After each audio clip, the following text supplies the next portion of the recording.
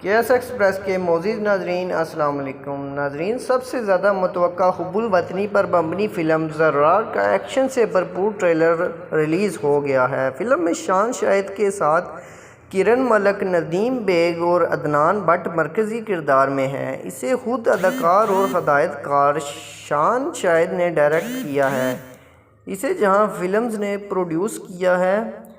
Film کی کہانی محب وطن پاکستانی کے گرد گھومتی ہے جو اپنے ملک کے لیے لڑ رہا ہے۔ فلم پاکستان میں غیر ملکی شورش کے بارے میں ہے۔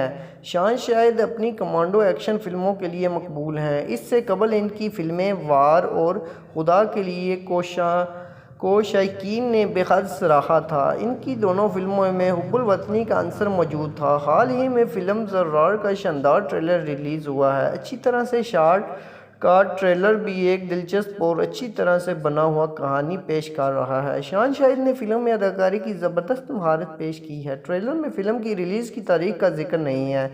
آفیشیل یوٹیوب چینل کے مطابق ریلیز کی تاریخ ابھی طے نہیں ہوئی۔ حب الوطنی پر مبنی فلم زرار کا خوبصورت ٹریلر دیکھیے۔